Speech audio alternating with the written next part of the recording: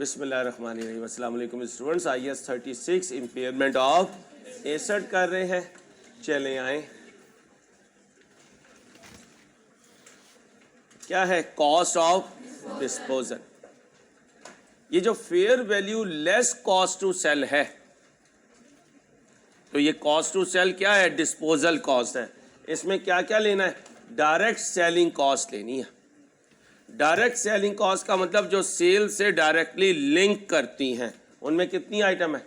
Legal cost, इसमें government duty हो सकती है, स्टैम्प ड्यूटी हो सकती है, कॉस्ट ऑफ डिसमेंटलिंग कॉस्ट हो सकती है। क्या हो सकती है? अब ध्यान से बात को जहन में बिठाओ। अम्मा शामी बना रही थी, बाकी बहन भाई घर से बाहर थे, तुम घर के अंदर थे। तुमने अम्मा जब फ्राई कर रही थी ना, जब भी अपने 2 शामी लिए और खा लिया। अम्मा ने कहा भी ये मैंने पुलाव के साथ सर्व करने, तो तुमने क्या कहा? उस वक्त मुझे आप खाली पुलाव दे दीजिएगा। अभी अंसारी ने मुझे बहुत निचोड़ लिया, मुझे जल्दी से क्या दे दें? 2 शामी दे दें ताकि मेरा सांस वापिस आ सके। अम्मा ने दे दी और क्या कहा? अब अगर दस्तरखान पे तूने शामी मांगा ना, तो मैंने तेरे अब्बे से तेरा टकाटक बनवा देना। क्या बनवा देना है? टकाटक बनवा देना। अब ध्यान से सुनना। कह सकता हूं कि तुमने खाने से पहले ही शामी ले लिया, अब जब सब शामी लेंगे तो तुम्हें नहीं मिलेगा। अच्छा, ये क्या है? Dismantling cost. बात को समझना, क्या है? अच्छा, जब एसिड खरीदा था इंट्रो में, तो साइट प्रेपरेशन कॉस्ट भी ऐड की थी और डिसमेंटलिंग कॉस्ट भी ऐड की थी। इसका मतलब अगर एसिड खरीदते हुए डिसमेंटलिंग कॉस्ट ऐड कर चुके हो, तो इम्पेयरमेंट डेट वाली डेट पर जब fair value less cost to sell करोगे, तो कॉस्ट टू सेल में रिमूविंग कॉस्ट या डिसमेंटलिंग कॉस्ट शामिल नहीं करोगे, वरना इसकी ट्रीटमेंट कितनी दफा हो जाएगी? 2 दफा। ओके, क्लियर हो गया? लिखें exam focus point. Be careful about dismantling cost. क्या कहा? Be careful about dismantling cost.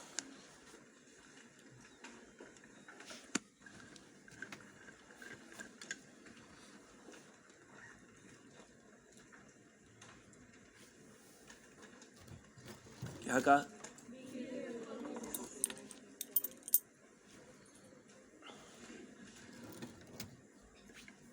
अगर बाइंग के डिसमेंटलिंग कॉस्ट का जिक्र हो चुका, क्या कहा? अगर बाइंग के वक्त डिसमेंटलिंग कॉस्ट का जिक्र हो चुका, तो वो एसेट की कॉस्ट का पार्ट बन चुकी। तो वो एसेट की कॉस्ट का पार्ट बन चुकी।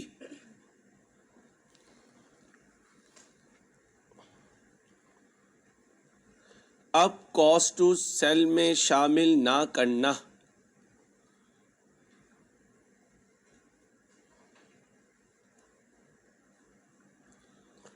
और अगर बाइंग के वक्त,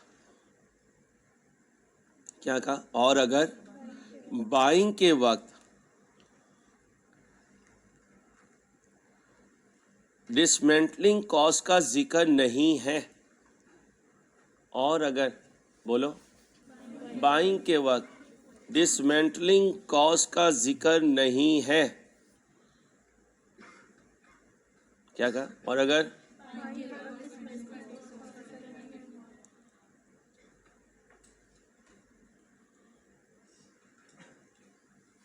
सेलिंग इंफॉर्मेशन के वक्त इसका जिक्र है। क्या कहा? सेलिंग इंफॉर्मेशन के वक्त इसका जिक्र है, तो इसको बोलिए कॉस्ट टू सेल का पार्ट बनाना।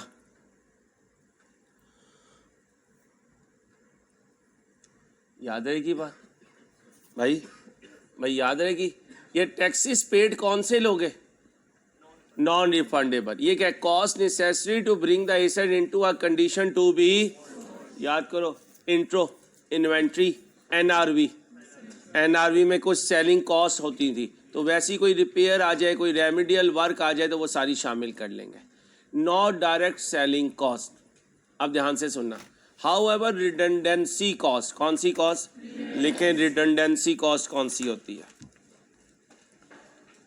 कभी किसी के लिए बुरा ना सोचना भाई, कभी किसी के लिए बुरा ना सोचना। मैं 15 साल स्कैन्स होकर आया, पहले भी शायद मैंने आपके साथ शेयर किया हो। मैं स्कैन्स की जब भी कोई ऐड देखता हूँ हमेशा माशाल्लाह कहता हूँ, क्योंकि स्कैन्स के बड़े होने से मैं छोटा नहीं हो जाता और स्कैन्स के रिज़क से मेरे रिज़क का कोई ताल्लुक़ नहीं। तो इसलिए हमेशा दुआ किया करें अल्लाह सबको रिज़क देता रहे, जितने कॉलेज हैं सारों का रिज़क चलता रहे, बस हम सर्विस अच्छी से अच्छी करते रहें ताकि हमारे बच्चे प्रोफेशन में आएँ तो इंशाल्लाह क्वालिफाई करते रहें। अल्लाह दुआ किया करें हम सब पार्टिसिपेंट जो मार्केट के हैं वो एक दूसरे की हसद या एक दूसरे की खलिश के बजाय स्टूडेंट पे फोकस करें और अपने रिज़क को अल्लाह से मांगें ताकि सारों का मामला चलता रहे। और यकीन करें अल्लाह जब चलाने पे आए ना तो सारों को भी देते रहें तो कोई मसला नहीं होता। हम मार्केट में देखते हैं जो थोक की मार्केट होती है, एक ही आइटम होती है, उसकी 100 दुकानें होती हैं और अल्लाह 100 के 100 को रिज़क दे रहे होते हैं। तो रिज़क देने में ना अल्लाह इसका मोहताज नहीं है कि उसके पास नहीं जाएगा तो मेरे पास आएगा। रिज़क जब अल्लाह ने देना होता है तो अल्लाह फ़रिश्तों की शक्ल में भी कस्टमर भेजते रहते हैं। इंसान को थोड़ी पता ये फ़रिश्ता आया, इंसान को नहीं पता होता। अल्लाह हमें ये समझ दे दे और मेरे अंदर भी ये बात उतार दे कि अल्लाह रिज़क देते हैं अपनी कुदरत अपने इरादे से देते हैं। रिडंडेंसी कॉस्ट, खुदा ना खासा कोई कारोबार बंद होने लगे तो उसके एसेट को रिडंडेंट करोगे, डिस्पोज ऑफ करोगे। उस एसेट को कोई ऑपरेट कर रहा था, जब एसेट ही बंद कर रहे हो, ऑपरेशन ही डिसकंटिन्यू कर रहे हो, तो फिर उस वर्कर को भी क्या करोगे, फारिग करोगे। उस वर्कर को फारिग करोगे तो एथिकली उसके 2-3 महीने की सैलरी दोगे और क्या कहोगे, भाई इतने दिनों तू अपना किचन यहाँ से रन करता रहे, इंशाल्लाह 2-3 महीनों में तुम्हें जॉब मिल ही जाएगी। ये वर्कर को फारिग करते हुए, रिडंडेंट करते हुए जो पैसे हम उसे देते हैं इसको रिडंडेंसी कॉस्ट कहते हैं। क्या कहते हैं? और इसको कॉस्ट टू सेल का पार्ट नहीं बनाना। लिखें, एसेट अगर आज सेल हो गया, एसेट अगर आज सेल हो गया, एसेट अगर आज सेल हो गया, एसेट अगर आज सेल हो गया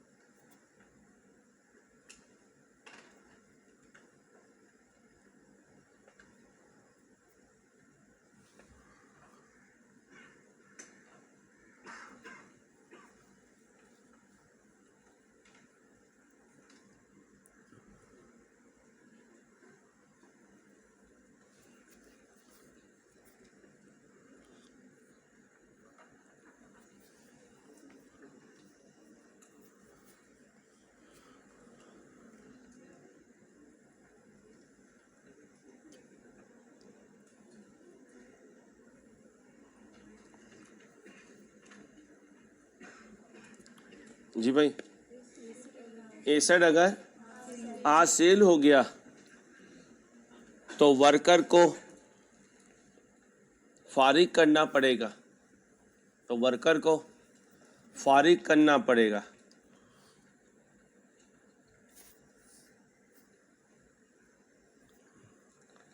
फारिग करने के लिए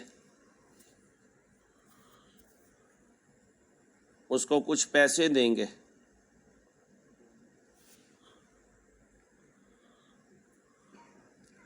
इसको रिडंडेंसी कॉस्ट कहते हैं। इसको बोलें, रिडंडेंसी कॉस्ट कहते हैं। ये सेलिंग, जी जी नहीं, टैक्स अपना अपने पास रखना। गोल्डन शेक हैंड उसको छोड़ दीजिए, सिर्फ इतना याद रखें, कोई लिंक नहीं अभी भी। टैक्स को तो मैं गोली मार दूं अगर वो मेरे सब्जेक्ट में आ जाए, ठीक है। क्या लिखा है? इसको रिडंडेंसी कॉस्ट कहते हैं। ये कॉस्ट टू सेल का पार्ट नहीं बनेगी। किसका पार्ट नहीं बनेगी? कॉस्ट टू सेल का पार्ट नहीं बनेगी। एक कॉस्ट होती है रीस्ट्रक्चरिंग कॉस्ट। क्या होती है? लिखें restructuring cost. Restructuring cost FAR 2 में सिखाऊंगा। लिखो FAR 2 में, IS 37 में। इसको रीऑर्गेनाइजेशन कॉस्ट भी कहते हैं। क्या कहते हैं? रीऑर्गेनाइजेशन कॉस्ट भी कहते हैं। ये भी कॉस्ट टू सेल का पार्ट नहीं बनती। ये भी कॉस्ट टू सेल का पार्ट नहीं बनती।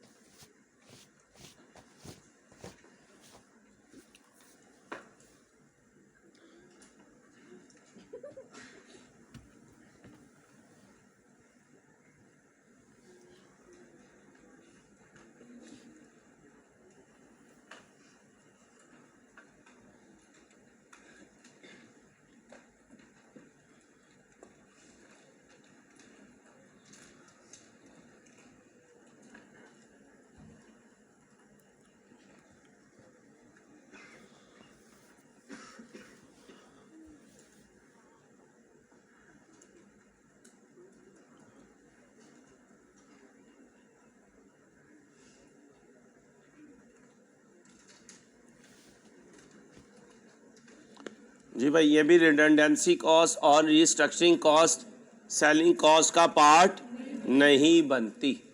बच्चियों बातें नहीं प्लीज। पढ़ें भाई क्वेश्चन।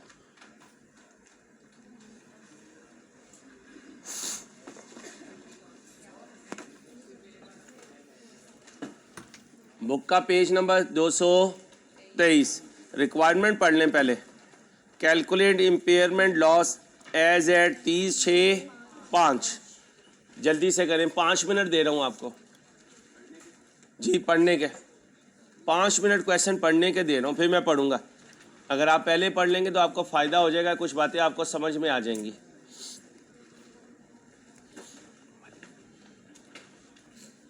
ज़रा जल्दी करें प्लीज़।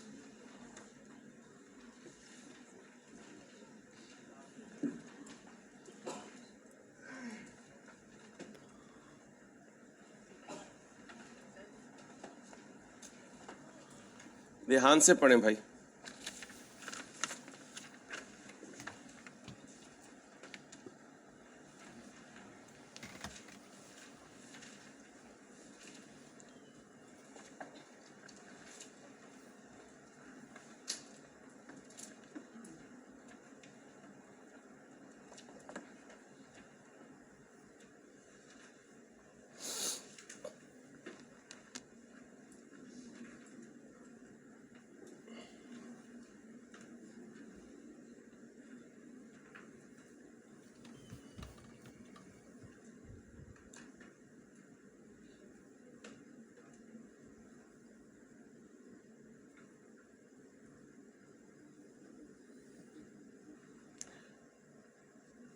कब कह रहे हैं इम्पेयरमेंट लॉस का? 30/6/5।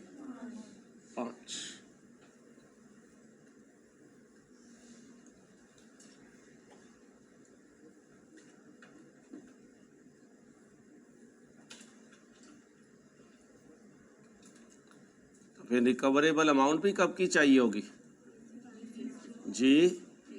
सर 30/6/5 ही की चाहिए होगी, जब भी तो इम्पेयरमेंट लॉस का डिसीजन ले सकते हैं। बेटा आपस में नहीं। ओके हो गया भाई? ये फॉर्मेट बनेगा WDV, इम्पेयरमेंट लॉस और रिकवरेबल। अब क्वेश्चन 1 बाय 1 पढ़ते हैं। आराम से पढ़ना है, जल्दी नहीं करनी, पढ़ते हुए ही सॉल्व करते जाएंगे इंशाल्लाह। क्वेश्चन को पढ़ने का अंदाज सीखें, फिर उसको सॉल्व करने का अंदाज सीखें। इस तरीके से आपका पेपर R1 का इंशाल्लाह तैयार होगा। 1 अक्टूबर 2004 मेरा ईयर एंड कब है? शुरू कब हुआ? ये मेरे अकाउंटिंग पीरियड में है है तो क्या करूं, अंडरलाइन कर लो। ARC Limited in the course of improvement and enhancement of its production facility bought a plant having invoice value of, invoice value का मतलब लिस्ट प्राइस, परचेज प्राइस। अगर ट्रेड डिस्काउंट ना हुई तो यही हमारी क्या है, परचेज प्राइस, या फिर ये हमारी क्या है, list price. For the production of its popular brand of electrical goods, तो प्लांट एक एसेट है, नॉन करेंट एसेट, इसके खरीदने की एंट्री क्या होगी, प्लांट डेबिट बैंक क्रेडिट। अभी तक की प्राइस 25 मिलियन नजर आ रही है। Mister Aslam, one of the directors was assigned the duty of supervising the installation of the plant. एक डायरेक्टर को कहा कि यार तुम इस इंस्टॉलेशन को ज़रा सुपरवाइज कर लेना। Other information is given below. A special trade discount, trade discount की एंट्री बोलें, कोई एंट्री नहीं होती। वेल डन, कोई एंट्री नहीं होती। कितने परसेंट? सर मेरे बॉयज़ कह रहे हैं सर हमें बताएं कहाँ जाना है, किस कार शोरूम पे जाना है।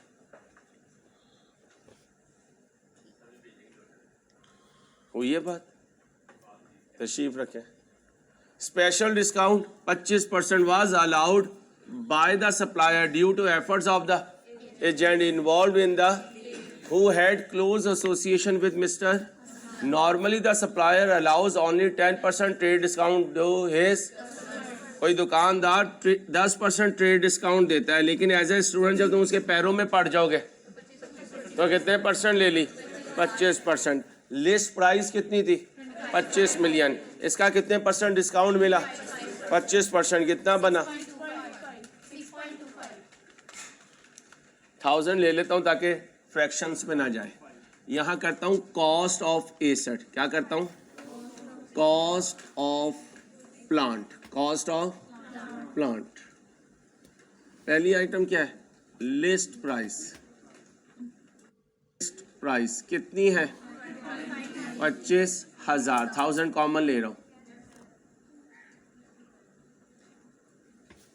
Less trade discount, trade discount 25,000 का कितना बना, 6 ओके हो गया। आगे चलता हूं। The following cost were incurred on site preparation, कहता है साइट प्रेपरेशन पर ये खर्चे किए। अगर ये हमारे अक्ले सलीम में आ गए तो ये सारे खर्चे एसेट की कॉस्ट में, और अगर इनमें कोई ब्लंडर हुआ तो उसको हम इग्नोर मार देंगे। Salary of civil engineers and labour क्या करूं, ऐड करूं, ठीक है। ले आए जी सैलरीज, कितनी सैलरीज दी हैं, ऊपर 1000 कॉमन है तो 1200 आ गया, ऐड करूं। आगे चलें।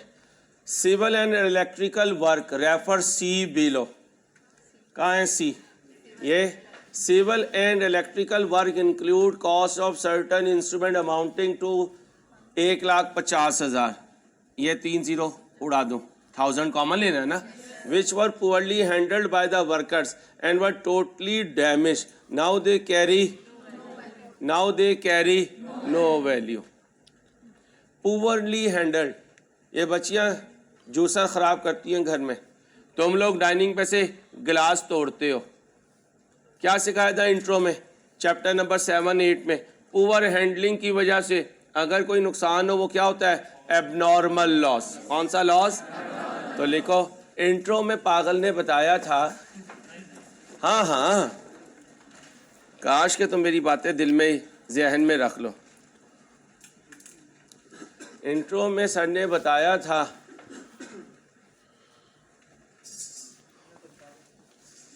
पागल लिख ले मेरी जान। इंट्रो में पागल ने बताया था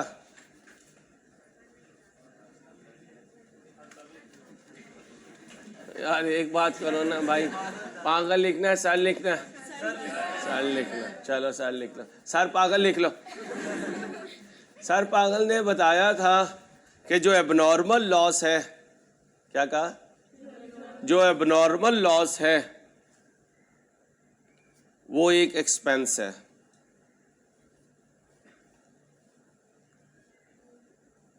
और घरों में जितनी चीज़ें ख़राब होती हैं, लिख लो बेटा, टॉपिक है, मुस्कुरा रही है। और घरों में जितनी चीज़ें ख़राब होती हैं वो हमसे होती हैं। घरों में हाँ, और घरों में जितनी चीज़ें ख़राब होती हैं वो हमसे होती हैं। और अम्मा उन्हें एबनॉर्मल लॉस कहती हैं। और अम्मा उन्हें एबनॉर्मल लॉस कहती हैं। हमसे तो चला सही नहीं जाता। आप देख लो, ये बच्चियां जब चलती हैं तो कई चीज़ें तोड़ती हुई चलती हैं। इसलिए अम्मा ने किचन में लिख के लगाया हुआ है, मेरी बेटी का किचन में दाखिला ममनू है, खिलाफ वर्जी करने पर शौहर के हवाले कर दिया जाएगा। इसलिए ये बच्चियां जान जान के जाती हैं, जान जान के जाती हैं। चलो चलो भाई, कितने का वर्क हुआ? 2800 का। कितना उसमें से ज़ाया हो गया? अब बताओ, 2800 लिखूं या 150 माइनस करके? 100। क्यों? क्योंकि वो जीपी में से माइनस होगा, वो एक्सपेंस है। और यहाँ सिर्फ कैपिटल एक्सपेंडिचर आना है। बताएं जी, इलेक्ट्रिकल वर्क। आराम से ठंडी करके खानी है। इलेक्ट्रिकल वर्क, हाँ ठंडी करके खानी है, मुझे पता है, मेरे पे लगा रही है। 2800 माइनस कितना बना? 2600। ये 150 कहाँ गया होगा? एक्सपेंस जीपी में से माइनस। बुक में लिखो, एक्सपेंस जीपी में से माइनस।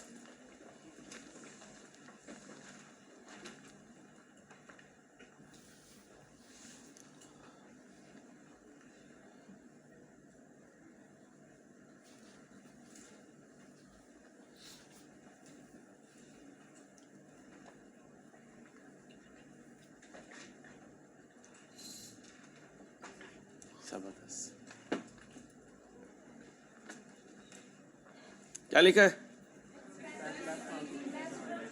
Expense less from. मैं अकेला तो नहीं हूं। आगे अब सुनना, electrical item received from the companies own production department at cost plus. अब इंट्रो याद करो, 4 एग्जाम्पल्स टीचर सिखाता है। कॉस्ट से सेलिंग प्राइस पे जाना, सेलिंग प्राइस से कॉस्ट पे आना सिखाता है। क्या लिखा है? Cost plus 10% profit. कॉस्ट कितनी लूं? 100।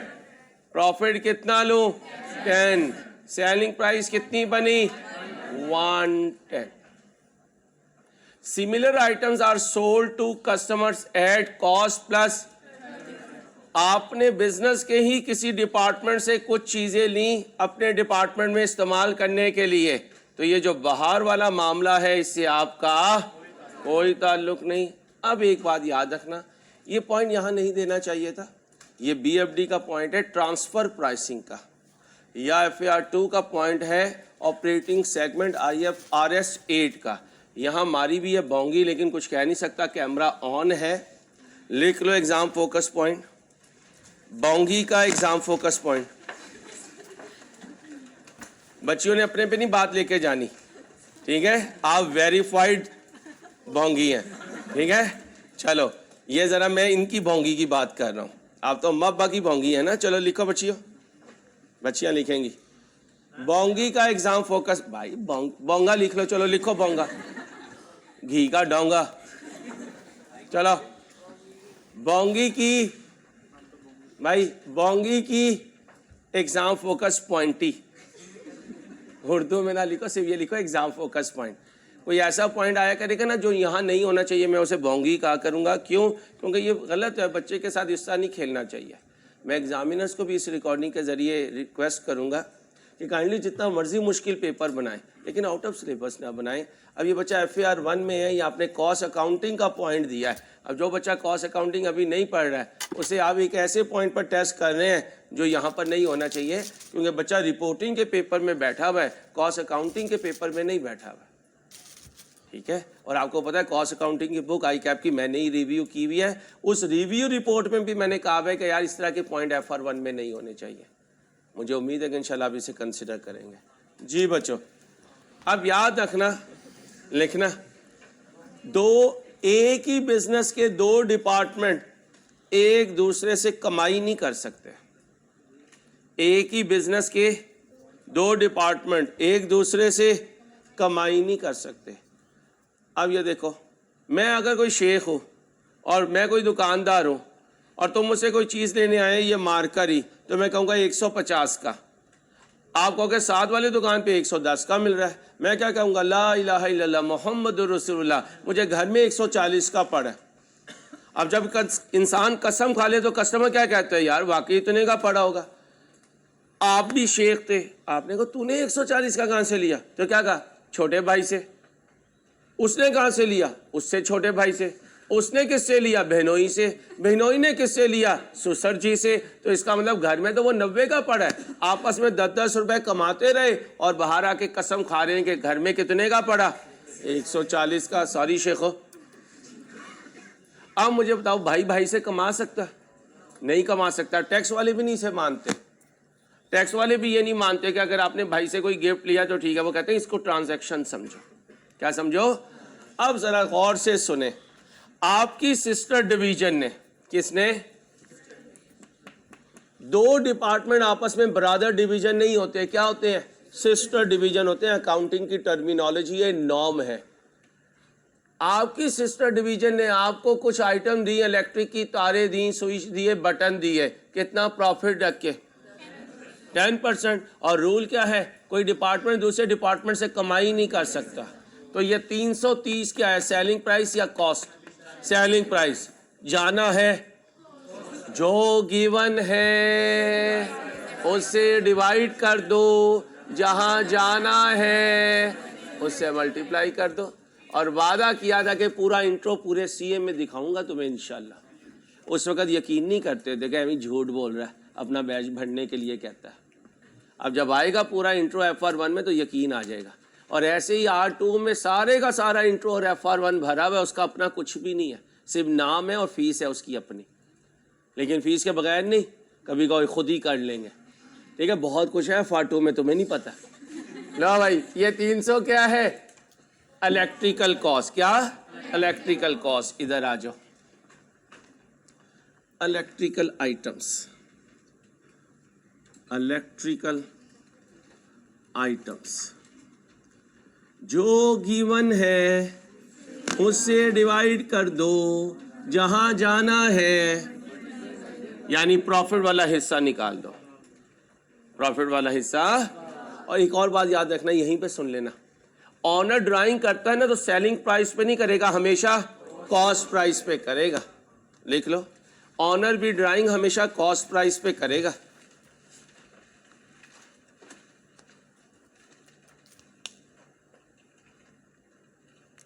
ये अपनी जो नो माइंड और नेवर माइंड है ना बच्चियां, इनका क्लीनिंग मटेरियल्स का बिजनेस है। ये वाइपर बेचती हैं, मोप बेचती है, बड़े बड़े बिजनेस है बेटा। अब ये सर्फ एक्सल बोनस वाले हम सारों को भी खरीद लेना तो उन्हें पता ना चले कितने का खरीदा है, चाहे 1-2 करोड़ हमारी कीमत लगा दें। तुम लोवर समझते हो। एक बच्चा था ना, मैंने उसे दुआ दी, मैंने कहा यार अल्लाह पाक तुझे KFC के मुकाबले का बिजनेस दे। कहता अल्लाह मैं मुर्गी बेचूंगा। मैंने कहा बेचाफ है। तो इंसान को पता ही नहीं होता कि उसे क्या दुआ मिल रही है।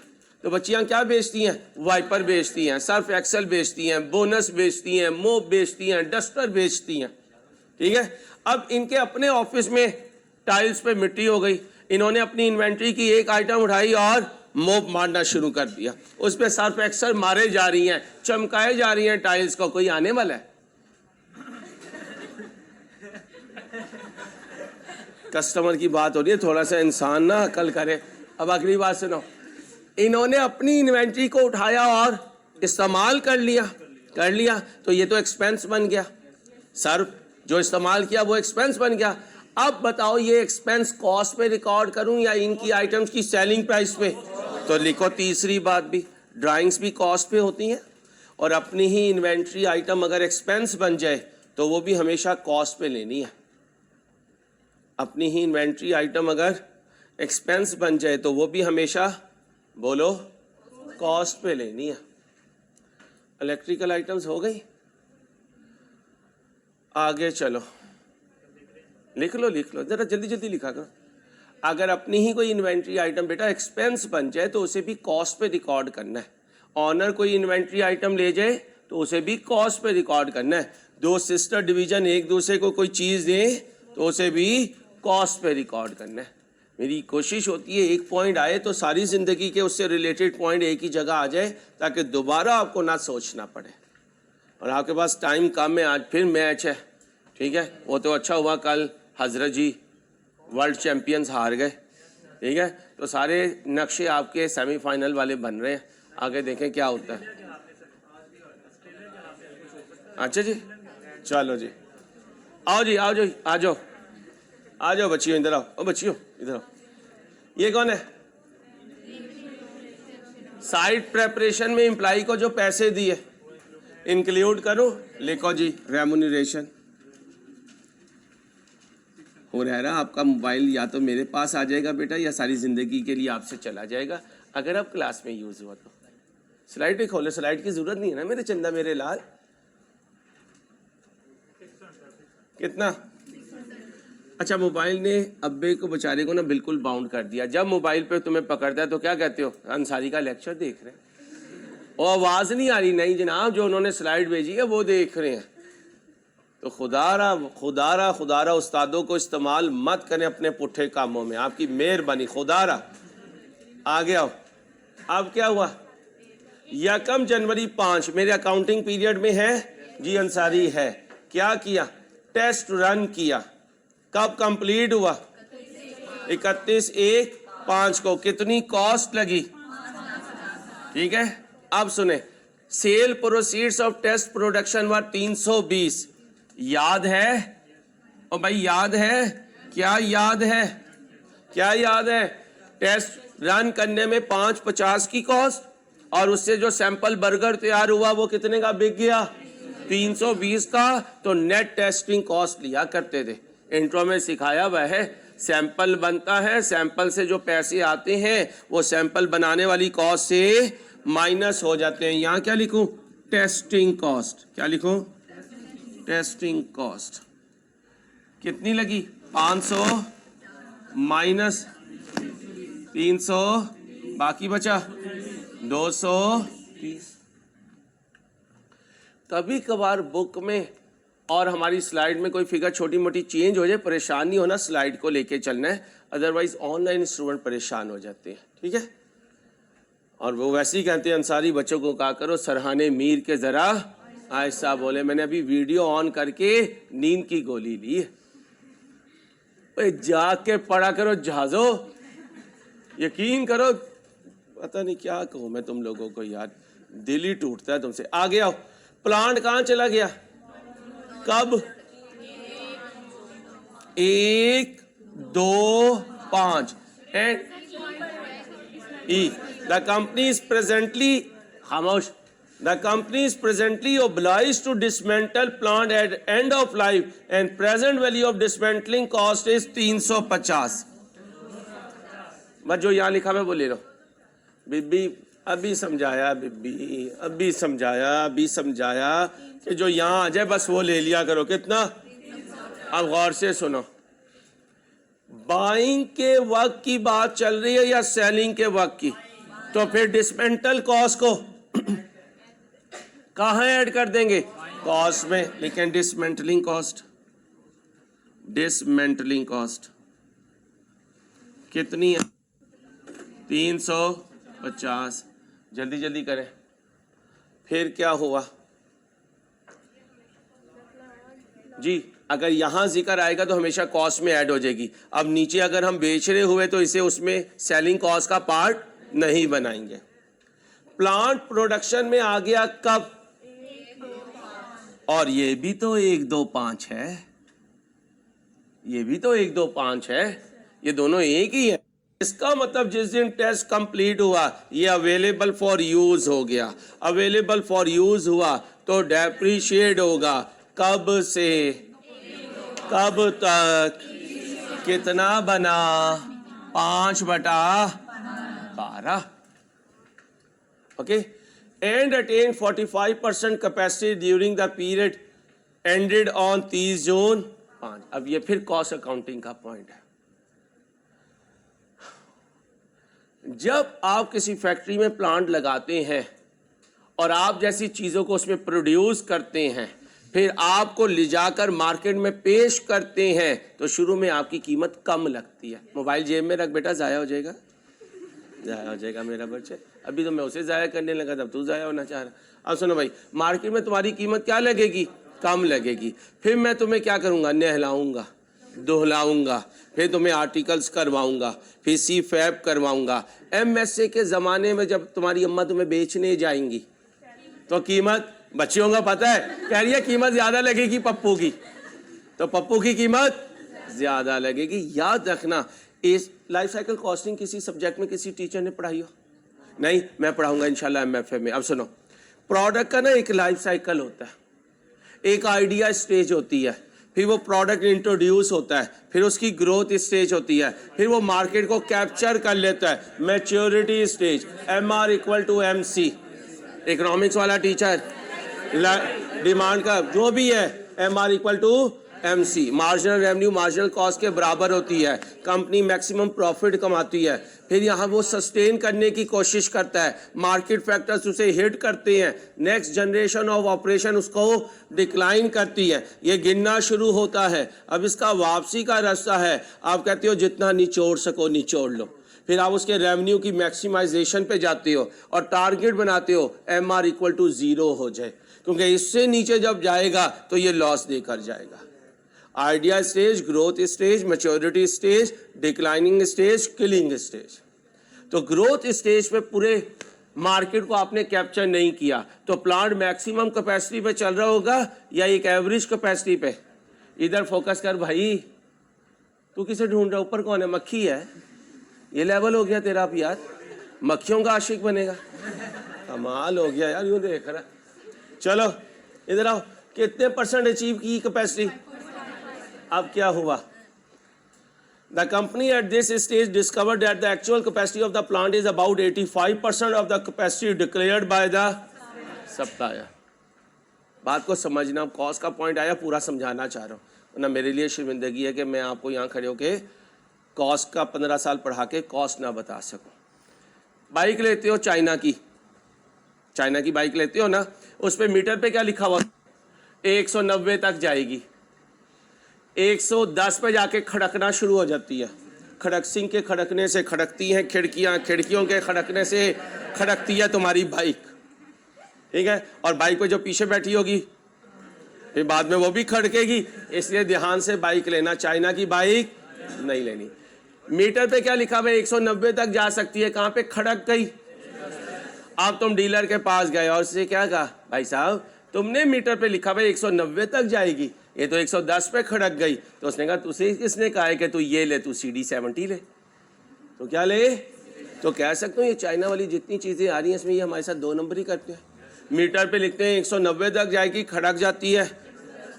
अब वो क्या कह रहा है? भाई साहब उसने तो बहुत बड़े बड़े दावे किए थे, लेकिन उसके दावे जितने भी हैं मैक्सिमम मैं उस प्लांट पे लिखी हुई कितनी कैपेसिटी तक जा सकता हूँ? 85, इससे ऊपर नहीं जा सकता, यानी 110 तक जा सकता हूँ। जाना चाहिए सप्लायर के पास, जाना चाहिए। और क्या कहना चाहिए? भाई तूने कहा था यार इतने यूनिट्स बना लेगा, यार पेंसिल ना करना, पढ़ाने देना यार, लेकिन ये तो इतने से यूनिट्स बना रहा है। तो वो क्या कहेगा? यार सॉरी, मैंने सोचा कि हो सकता है दाव लग जाए। अब आप वहाँ बैठ गए, आपने कहा मैं तो तुम पे केस करूँ, पेंसिल ना कर प्लीज़ यार, मैं तो तुम पे केस करूँगा। उसने कहा यार केस वेस ना कर, तेरी मेहरबानी, मैं एडमिट कर रहा हूँ मेरे से गलती हुई। आपने कहा बिजनेस में एडमिट करना कुछ नहीं होता, बंद कमरे में तू मेरे आगे हाथ भी जोड़ दे, मुझे इसका क्या फ़ायदा? बिजनेसमैन तो नोटू से चलता है। किससे? उसने कहा क्या करूँ? आपने कहा प्राइस कम कर। क्या कर? प्राइस कम कर। कितने % छूट दे दी? केस पे इनवाइस वैल्यू कितनी है? 25,000। इसका 3% तुम्हारा फ़ायदा या नुकसान? ये सारे खर्चे हैं, तो इस नुकसान में कमी को क्या शो कर दो? Negative cost. क्या शो कर दो? बताओ जी कितनी कंपनसेशन मिली? कंपनसेशन 25,000 का। बोलो जी। अब बताओ, इंट्रो में ये सारी बातें हमने मैक्सिमम की हुई हैं, कुछ नहीं की हुई हैं। जो नहीं की हुई वो यहाँ पे कर लेंगे, जिसे डायरेक्टली एट्रीब्यूटेबल एक्सपेंसेस कहते थे। आगे चलें। कंपनी कौन सा मॉडल यूज करती है? Cost model. डेप्रिसिएशन कब? 30 जून 5 को। उसने एस्टीमेट किया 21 मिलियन इसकी क्या है? Fair value. It is further estimated that in case of disposal the following expenditure will have to be. अब अगर डिसमेंटलिंग कॉस्ट आ गई तो क्या कहोगे? भाई पहले लिख चुके, दोबारा नहीं लिखेंगे। बात समझ में आ गई? वो जो पॉइंट बताया था अभी। कोई और आइटम तो नहीं है भाई? कोई और आइटम तो नहीं है? क्योंकि मैंने लिखवाया, आप अपनी कॉपी पढ़ें। जब मैं लिखवा रहा था आप सो रही थी। पढ़े पढ़े पढ़े जल्दी। नहीं लिखा था पॉइंट? लिखा था। चलो पढ़ के सुनाओ सारी क्लास को अपने रजिस्टर से। नहीं अपने रजिस्टर से, बेईमानी नहीं, अपने रजिस्टर से ढूंढ ले बीबी, अच्छे तरीके से ढूंढी। बाद में कहीं अंसारी साहब गलत ढूंढ लिया था। यार बच्ची को गाइड करना हमारी जिम्मेदारी है। जब आपको गाइड करते हैं तो इन्हें ना गाइड करें। आजकल यही ढूंढ रही है, हम तो ढूंढे जा रहे हैं। ठीक है, इसलिए तुम्हें ढूंढने की जरूरत नहीं पेश आएगी, खुद ही आ जाएगी लेने। चलो पढ़ो। नहीं होगा, आगे चलो।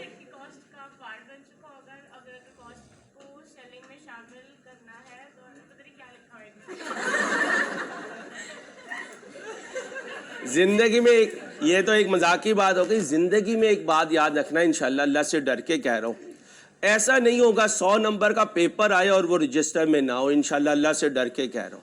अल्लाह कभी बनाई हुई इज्जत को ज़ाया ना करे। इज्जत बड़ी कीमती चीज़ होती है। 23 साल हमें हो गए इस इज्जत को बनाते हुए कि हम पढ़ाएं और बच्चे का पेपर उस 100 में से आ जाए। हमारी बस ये ख्वाहिश है। तो इसलिए कभी आपने किसी पॉइंट को हल्का नहीं लेना है। देखो ठुक गई है, ठुक गई ना यार।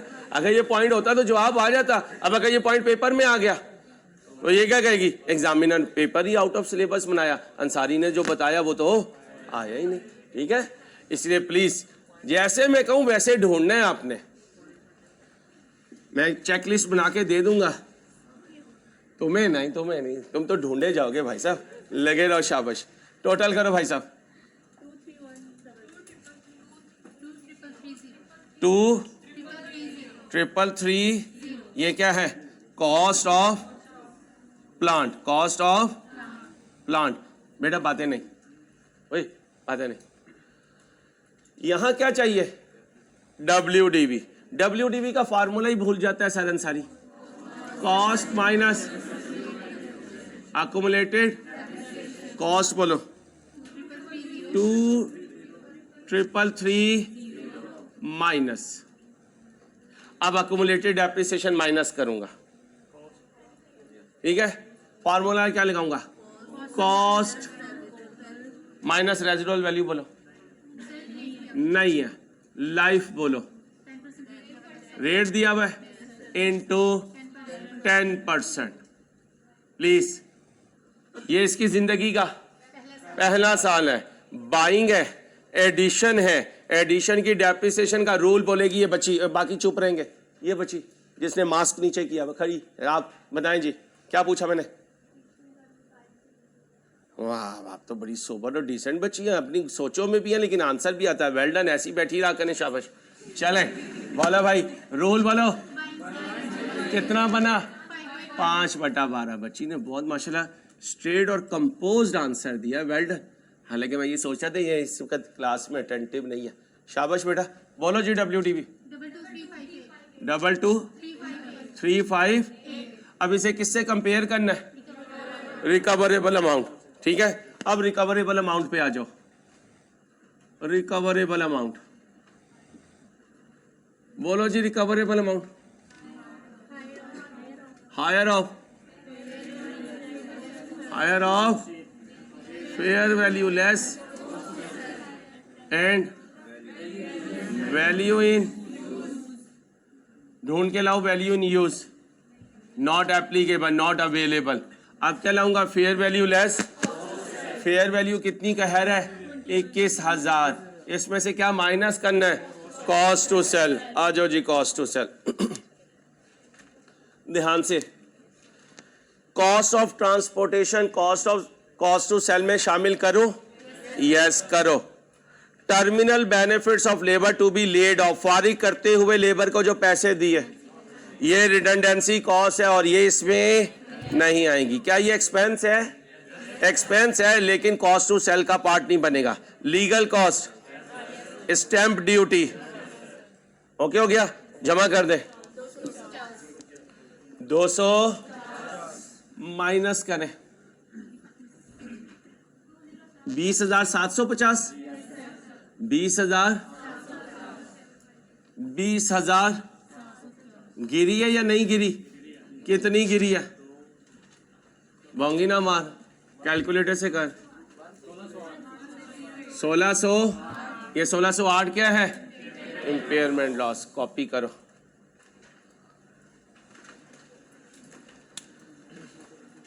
तो नोट किया, क्वेश्चन पढ़ते हुए हम चीजों को सॉल्व कर सकते हैं अगर हमारी ग्रिप मजबूत है। तो ये रजिस्टर में सब कुछ मिलेगा आपको। जरूरत इस बात की है कि रोज का काम रोज करें, मत अपने आप को क्रिकेट के हवाले करें, मत अपने आप को सोशल मीडिया के हवाले करें। ये दूर के ढोली सुहाने हैं, इनसे जिंदगियां नहीं गुजरती, याद रखिएगा जिंदगी में। जल्दी से करें। कौन से बचे? ये वाला साइट प्रेपरेशन। अच्छा, ये साइट प्रेपरेशन की कॉस्ट है। हमने कहा था साइट प्रेपरेशन एसेट की कॉस्ट में सैलरी हमेशा ऐड होगी। सिविल एंड इलेक्ट्रिकल वर्क 2800 रुपए लगा है तारों पे, स्विचेस पे, बटन्स पे, लेकिन उसमें से 150 क्या हो गया? ज़ाया हो गया। ये ज़ाया जो हुआ ये तो एबनॉर्मल लॉस है ये भी खर्चा, लेकिन जीपी में से माइनस होगा। मेरे प्लांट पे कितना लगा? दोनों को नेट कर लिया। कहाँ गया? दोनों को नेट कर लिया। फिर क्या हुआ? मेरी सिस्टर डिवीजन ने मुझे कुछ चीज़ें सप्लाई की, जालिम बड़ी तेज़ निकली। 300 वाली चीज़ें मुझे कितने में दी? अब मैं बॉस के पास लेके गया, जी 330 लग रहा है। उसने कहा ये कैसे? मैंने कहा जी वो सिस्टर डिवीजन है ना, साथ वाला डिपार्टमेंट, उसने 30 रुपए कमाए हैं। तो बॉस ने उसे फ़ोन किया, और तुझे शर्म नहीं आती?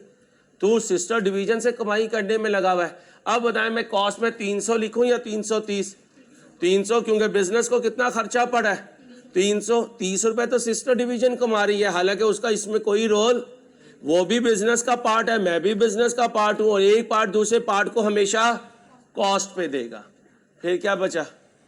रेम्यूनरेशन। सैलरीज या रेम्यूनरेशन एक ही बात है। वो कितना है? 600, वो भी ऐड कर दिया।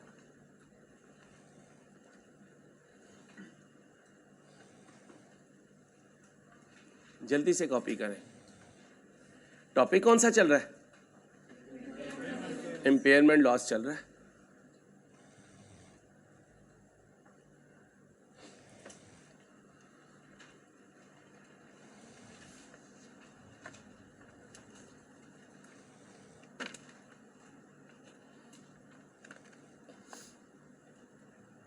मिटा दो? ओ यार 2 मिनट का काम था यार। नहीं, पिक्चर नहीं लेते बेटा, पिक्चर नुकसानदेह होती है। उसे अपना लिखा हुआ नहीं पता चल रहा, ये पिक्चर पे जा रही है। चलो बच्चे, थोड़ी सी वर्डिंग में बहुत कुछ चेंज हो जाता है।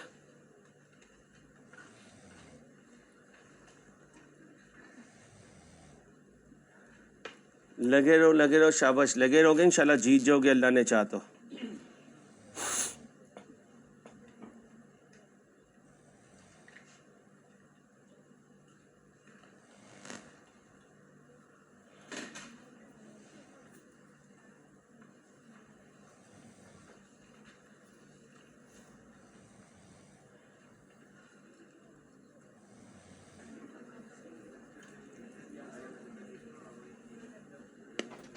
जी भाई, ओके हो गया?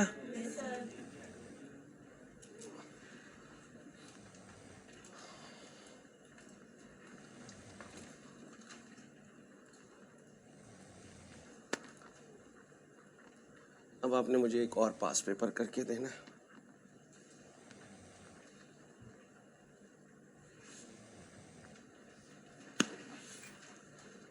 मैं आपके लिए कब आंसरेबल हूँगा? मेरी अकाउंटेबिलिटी जब हो सकती है कि कोई पास पेपर हो और वो आप पेपर देने जा रहे हो और वो मेरी डिस्कशन से ना आए। इंशाल्लाह ऐसा होगा नहीं। आप अपने अम्मा अब्बा के और टीचर के लिए अकाउंटेबल कब होंगे? जब रजिस्टर में से पेपर आए और आपका वो रजिस्टर तैयार ना हो। Very simple rule, very simple rule. अब्बा जी कब अकाउंटेबल होंगे? उन्होंने कहा सीए कर ले और यकम को आपको पैसे ना भेजें।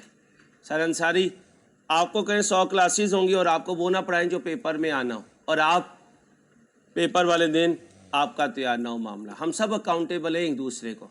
अब आपने अपनी अकाउंटेबिलिटी को इंश्योर करना है, मैंने अपनी और अब्बा जी ने अपनी अकाउंटेबिलिटी को। कितने खुश हुए थे, ओए जान छुटी तो लाखों पाए। चलो जी सॉल्व कर दो। बताना कोई पॉइंट ऐसा जो हमने ना डिस्कस। ध्यान से करें। कब आया था? अभी पिछले साल ही आया, ऑटम 22 में। कितने मार्क्स का? 8 मार्क्स का। पेपर में किस नंबर पे पड़ा हुआ था? नंबर 5 पे पड़ा हुआ था। कितनी देर लोगे? 8 नंबर हैं, 8 ज़रा 1.8 करो। 8 ज़रा 1.8 जल्दी से करो। 15 मिनट दे रहा हूँ आपको, देखते हैं कौन सबसे पहले करता है। लाइव स्ट्रीमिंग आप भी ट्राई करें, ऑनलाइन स्टूडेंट्स आप भी ट्राई करें प्लीज़, सब बच्चे ट्राई करें। आप ट्राई करें, मैं फॉर्मेट बनाता हूँ फिर मैं आपके साथ डिस्कस करूँगा।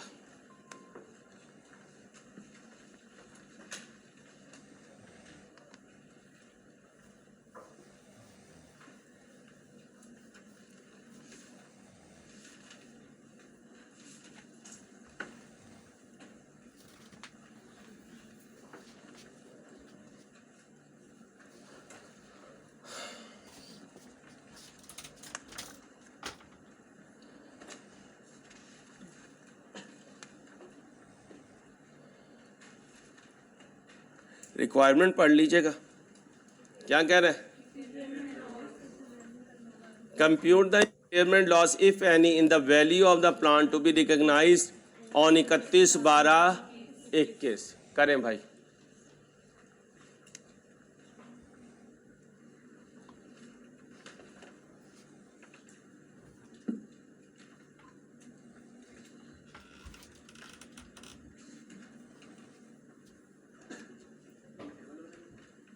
ये आपने सोचना, मैंने तो सारा सिखा दिया भाई आपको।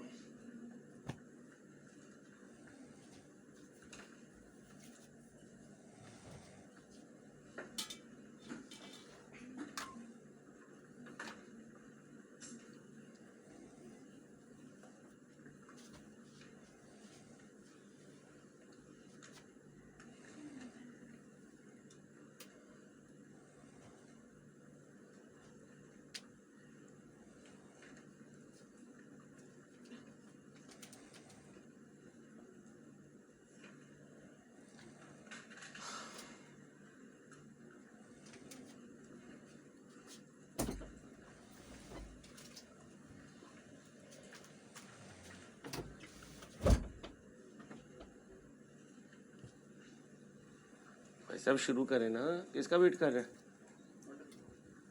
पढ़ते पढ़ते ये ना हो ना लेक्चर खत्म हो जाए बेटा।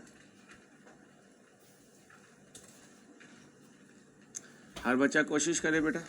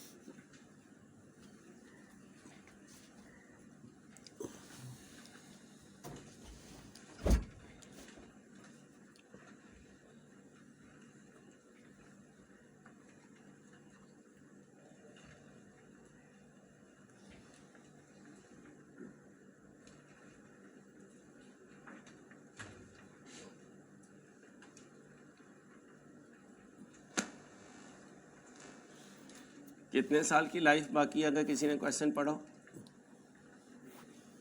एसर की कितने साल की लाइफ कह रहा है बाकी है? नहीं नहीं भाई, जब इम्पेयरमेंट के लिए सोच रहा है हुरैरा कितने साल? 500। आपके साथ अभी डिस्कस करता हूँ, परेशान ना हो।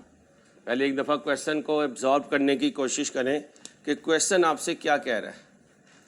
क्वेश्चन को एब्जॉर्ब करें प्लीज़।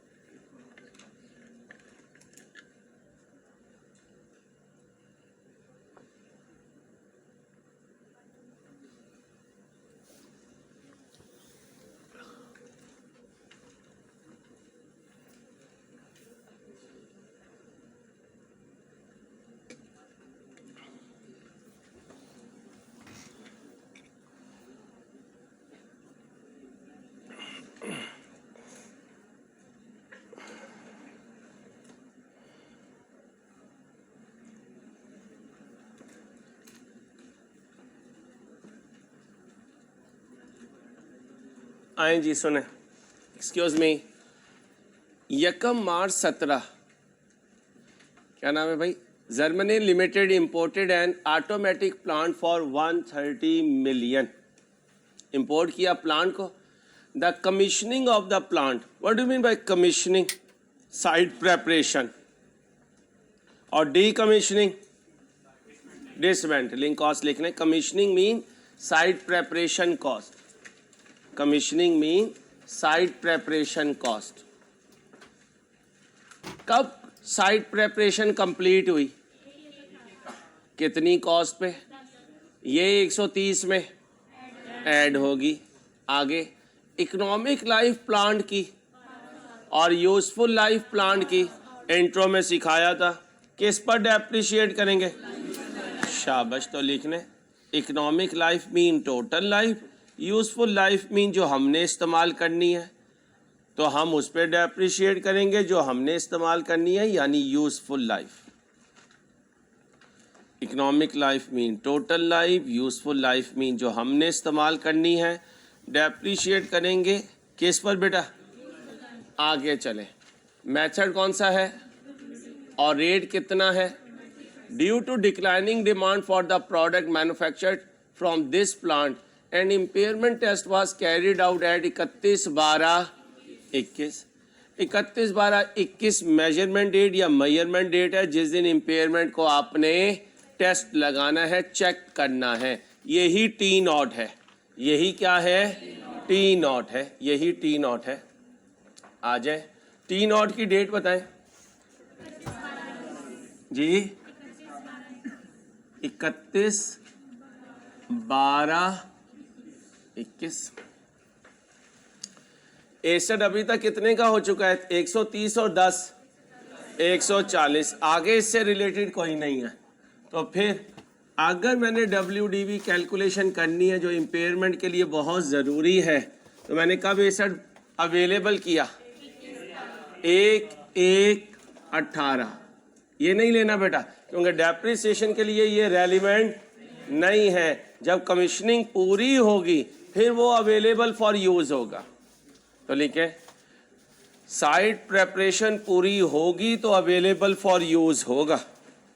साइट प्रेपरेशन पूरी होगी तो अवेलेबल फॉर यूज़ होगा। अब बताएं कॉस्ट कितनी है? 130 जमा 10 140। अभी तक 140 है, कोई चेंज हुई तो चेंज कर दूंगा। मेरा ईयर एंड कब है भाई? मेरा ईयर एंड 31/12/21। पहली डेप्रिसिएशन 31/12/18। कौन सा मेथड है? WDV। रेट बोले, फ्रैक्शन लगाऊं, पूरे साल की कितना बना माइनस करें। ये क्या है? किस डेट की? इसके बाद बोले 31/12 डेप्रिसिएशन 112 का 20% 22 पॉइंट माइनस करो 89 पॉइंट। ये क्या है? अब ये कोई मेरी एग्जांपल नहीं कर रहे हो, अल्लाह के फजल से पास पेपर सॉल्व कर रहे हो। जो लगा रहेगा वो इंशाल्लाह जीतता जाएगा भाई। ऐसी र्यूमर है कि सीए मुश्किल है। सीए मुश्किल नहीं है, सीए सिर्फ कमिटमेंट का नाम है। जी भाई 31/12/19 तक पहुंच गया। आगे चलते हैं।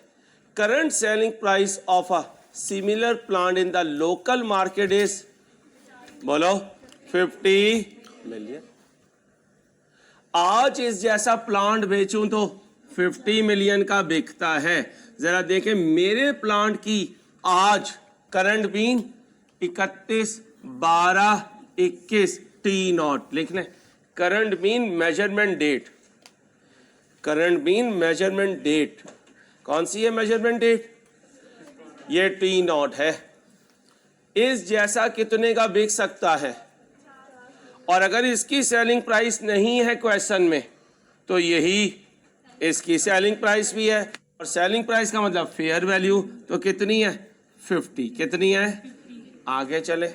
The present decommissioning cost, present decommissioning cost, dismantling cost, dismantling cost, selling cost, selling cost fair value में से माइनस होगी। अब कैसे पता चला? यहां लिखो। यह देखें जब बाय कर रहा था तो कहीं डीकमीशनिंग की बात की, अगर यहां कर देता तो यहां शामिल करता, फिर यहां अगर आती तो इग्नोर मारता, यहां ना लिखता। यही सिखाया था, अभी नोट यही लिखवाया था मैंने। आगे चलो बेटा। प्लांट की net disposal proceeds at the end of useful life is estimated. अब जब वैल्यू इन यूज का फॉर्मेट बनाऊंगा तो जिस दिन आखिरी साल होगा उस दिन इनफ्लो कितना शो करूंगा? 4 मिलियन। यहां क्या लिख दूंगा? Disposal value. क्या लिखूंगा? अभी मुझे नहीं पता किस साल लिखना है, क्योंकि उसने कहा at the end of useful life. कहते हैं current market risk rate of interest कितना है? हाउएवर, लेकिन an investor would ask additional return of 2% for bearing the uncertainty inherent in, सिखाया था, रजिस्टर पे लिखा हुआ भी है। अगर किसी वजह से हमारा रिस्क ज्यादा है तो हमारा इंटरेस्ट रेट भी। अब बताएं मैं 8 पे कैलकुलेशन करूं या 2 ऐड करूं? 2 ऐड करूं। और अगर मेरा रिस्क कम होता तो 2 माइनस करता। दूसरे या पहले दिन के लेक्चर में ये पॉइंट मैं बता चुका हूं, दोबारा लिख लें क्योंकि भूलेंगे, स्टूडेंट हैं भूलेंगे। स्टूडेंट को जब तक पूरा क्वालिफाई नहीं करते अपने आप को सीखने वाला समझना है। लिख लें interest rate equal to risk free rate plus minus risk, क्या लिखा? Interest rate is equal to risk free rate plus minus risk, plus minus risk. अब बताओ प्लस करूं माइनस करूं, कितना लूं? 10%। इसका मतलब डिस्काउंट फैक्टर सारी कितने परसेंट पे लेंगे? वो यहां कहीं लेंगे जी, वो तो बाद में बनाऊंगा, अभी तो मैंने सिर्फ अपने लिए एग्जाम्पल बनाया हुआ है। 8 जमा 2 कितना बना? 10%। आदत बनाए फॉर्मेट में चीजें प्लग इन करते रहा करें। A junior accountant has calculated following net cash flows from operating the year. Cash inflow 22, 23, 24, 25। मैं कहाँ खड़ा हूँ? 21 में। तो T1 क्या हुआ? 31, 12, 31, 12, 31, 12, 31, 12 खत्म। लो जी, क्या कहते हैं? हाउएवर, हाउएवर का मतलब पता चला, क्या पता चला? आप जैसे अकाउंटेंट ने जब वर्किंग की, उसे पता चला कि भाई साहब ने क्या किया, डेप्रिसिएशन प्लांट की has been included as an, और हमने तो कहा था भाई डेप्रिसिएशन फॉर्मेट में आती नहीं। अब ध्यान से बताना, कह सकता हूं रेक्टिफिकेशन आ गई। ओके, माइनस करना था, ये 2 मिलियन, 2 है, कहाँ है? डेप्रिसिएशन ऑफ द प्लांट, जो भी डेप्रिसिएशन है कहते हैं मैंने माइनस कर दी। इस फॉर्मेट में माइनस करना था, नहीं करना था, क्या करूं? ऐड करूं। क्या करूं? आगे चलो, वो क्या है फिगर बाद में देखते हैं। कहते हैं टैक्स पेमेंट 2 मिलियन की, मैंने वो भी आउटफ्लो में लिख दी। अब उसे कहो अल्लाह के बंदे तुझे बताया था टैक्स से रिलेटेड कोई इनफ्लो आउटफ्लो माइनस करना था। मैं पूछा हूं माइनस करना था, जल्दी ना करें। नहीं, क्या करूं? तो ये फिगर मैं कैलकुलेट करूंगा, फिर ऐड करूंगा। ये आ गई इसलिए ऐड करूंगा। कहते हैं inflow from plant in 22 include, कहता है 22 के इनफ्लो, ये वाले T1 वाले, इसमें शामिल है रसीद फ्रॉम सेल ऑफ,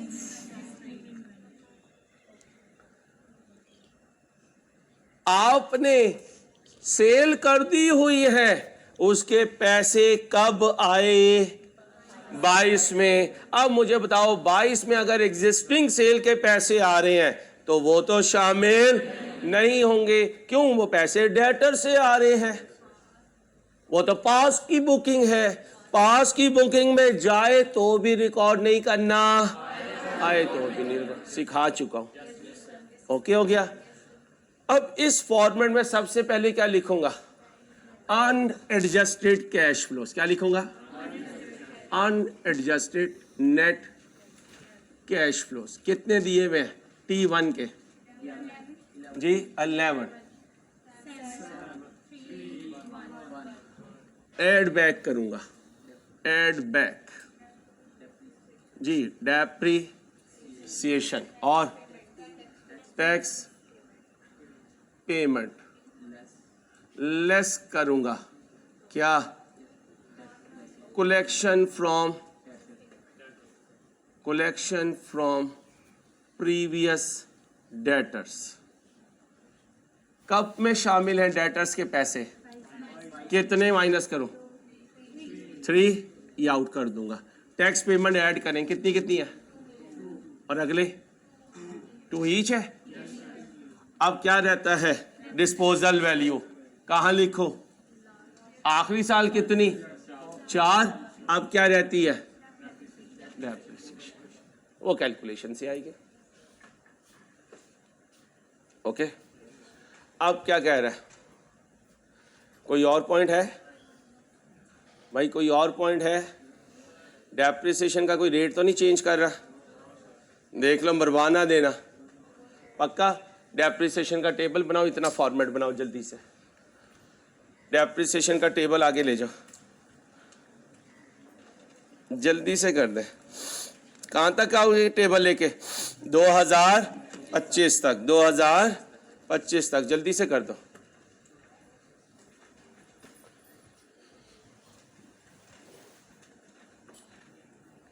एक पॉइंट पूछ लो या टेस्ट में रख दूं? यहाँ सारे पॉइंट बता दूंगा, टेस्ट में फिर क्या करूँगा?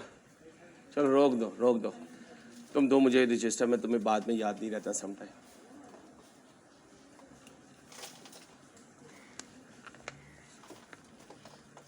इसे ना दिखा देना।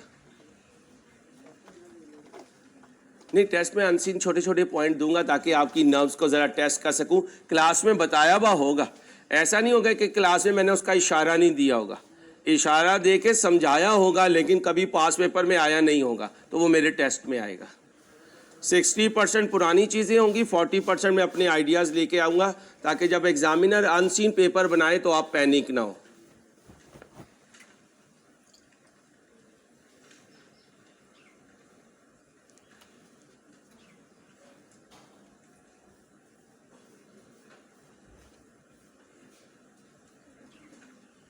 समझ आ जाए तो मुझे बता देना कि सर समझ आ गई है मुझे, कि आप क्या चाह रहे हैं।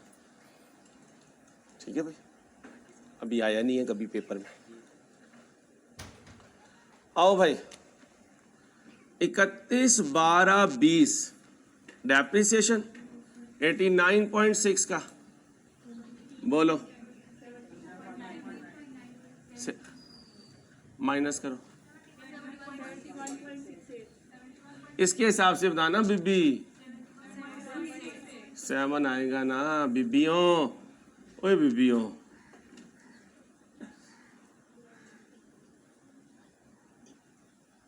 जब तुम बड़े हो जाओगे ना, इस सारे टेबल का शॉर्टकट सिखाऊंगा तुम्हें आखिरी दिनों में। कौन इतना लंबा काम करे? 14 पॉइंट माइनस करो,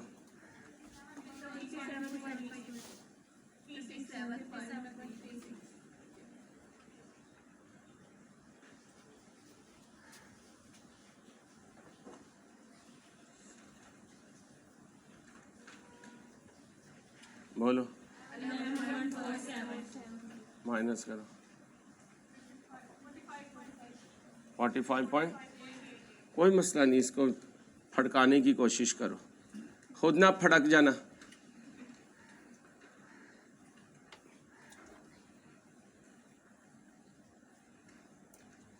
बोलो जी, 9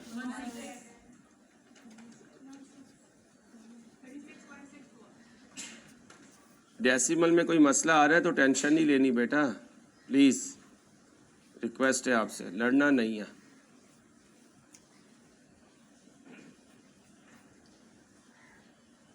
बोलो, 7.32 बोलो, बोलो, 5.8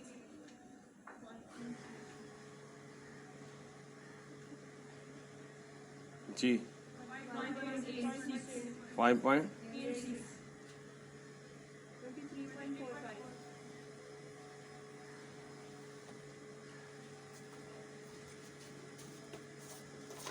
बस। अब आओ भाई, ये क्या है? WDB किस डेट की? 31/12। मैं कहाँ खड़ा हूँ? 31/12। इसकी WDB कितनी है? वो यहाँ लिख दें, 57.36। बात को समझे, मैंने इस WDB के लिए ये टेबल नहीं बनाया है, मैंने तो रेक्टिफिकेशन ऑफ एरर की वजह से बनाया है। और अगर रेक्टिफिकेशन ऑफ एरर ना होती तो मैं 31/12/21 में रुक चुका होता। हम क्या कहते हैं? आन दे अंसारी, आन दे, जिन्नी नॉलेज हैगी आन दे। अभी पेपर वाले दिन ठोकते चले जाते हैं नॉलेज, वो पूछे ना पूछे, हम क्या कहते हैं? कोई बात नहीं सर, प्लीज़ रखें सर। तो ऐसे नहीं करना प्लीज़, जो वो पूछे उसका जवाब देना है। अब बताएं जी, 31/12/22 की डेप्रिसिएशन 11.47। 23 की आगे 5 पॉइंट। चलो भाई पढ़ो बिस्मिल्लाह। नेट कैश फ्लोस, बल्कि एडजस्टेड भी कह सकते हैं, एडजस्टेड कैश फ्लोस, एक ही बात है। एडजस्टेड नेट कैश फ्लोस या net adjusted cash flow, no problem. बोले नेक्स्ट। आगे नेक्स्ट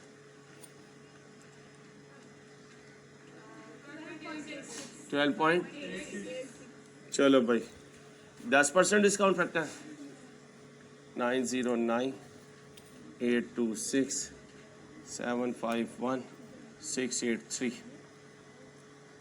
प्रेजेंट वैल्यू ये बोले ओके नेक्स्ट नेक्स्ट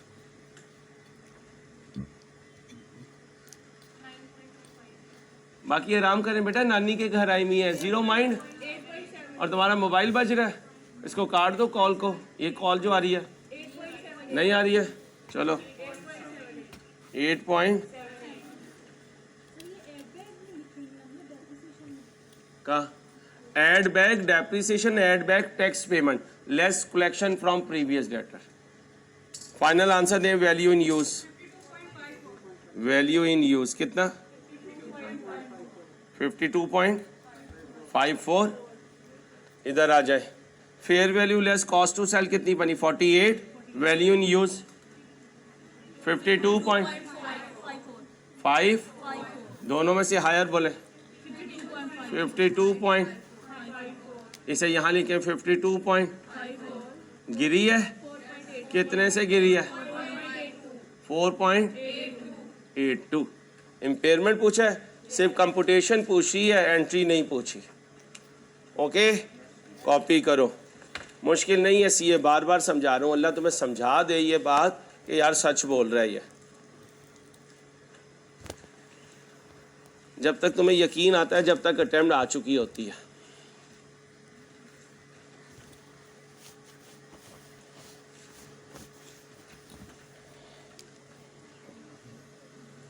जी भाई साहब हो जाएगा।